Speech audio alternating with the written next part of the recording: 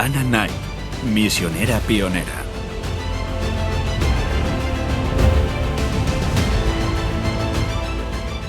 Nace en una familia pobre y de color de Mississippi en el año 1874. Sus padres eran esclavos liberados. Anna Knight logró superar sus humildes comienzos y llegó a tener un gran impacto en la iglesia adventista, tanto en América como en el extranjero. En la época en la que ella vivía no había escuelas para negros y no le estaba permitido acudir a las escuelas de blancos, pero se ofreció voluntaria para ayudar a los niños blancos de su vecindario con los deberes a cambio de poder leer sus libros. Tenía gran avidez de conocimiento y pese a los obstáculos consiguió cultivar su mente.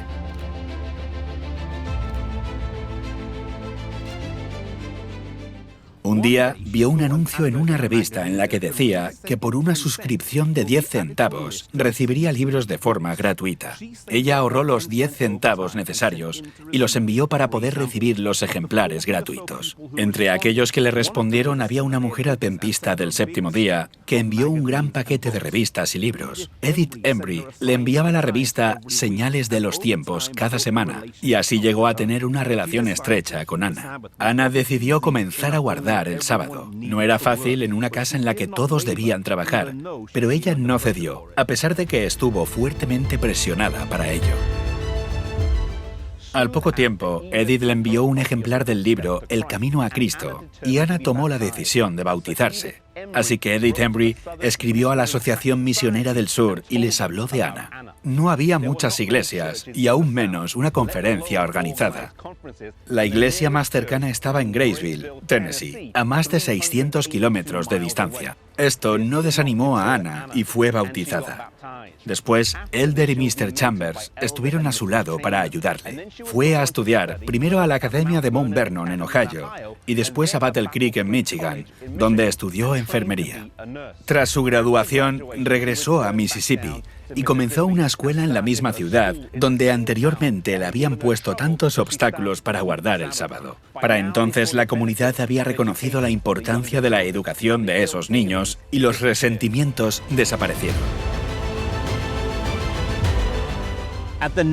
Durante la sesión de 1901 de la Conferencia General, sintió el llamado a ser misionera. A su regreso a Mississippi, hizo todos los preparativos para comenzar la singular tarea de ser la primera mujer misionera en la India.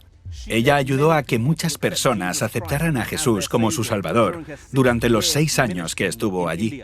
Cuando regresó a casa, lo más cómodo hubiera sido continuar con su vida, pero en lugar de eso, estableció otra escuela en Mississippi y en 1909 se le pidió que abriera un sanatorio en Atlanta, en Georgia, para comenzar el trabajo médico misionero entre los afroamericanos en el sur. Anna fue pionera en llevar la educación a las personas de color del sur. Trabajó durante 6 años en la Conferencia de la Unión del Sureste. Más tarde lo hizo para la Unión del Sur, mientras vivía aquí, en lo que ahora es la Universidad de Oakwood. Estuvo la mayor parte de su vida viajando en tren, visitando las diferentes escuelas y ayudando a que la obra prosperase. En 1932 sirvió como secretaria asociada en la Conferencia de la Unión del Sur en los departamentos de Educación, Ministerio Personal, Obra Misionera y Escuela Sabática. En su último año de vida, a la edad de 98 años, sirvió como presidenta de la Asociación de Profesores de Color. Y en ese mismo año, la Conferencia General le otorgó la Medalla al Honor del Departamento de Educación.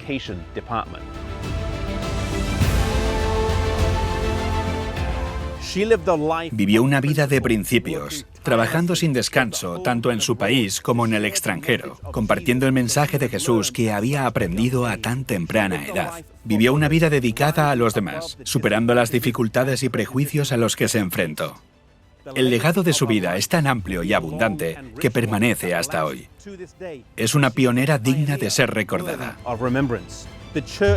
Hoy la Iglesia necesita de hombres y mujeres como Anna Knight que vayan a nuevas áreas, comenzando escuelas, siendo misioneros y compartiendo el mensaje de Jesús, ya sea en el lugar donde vives o en el extranjero.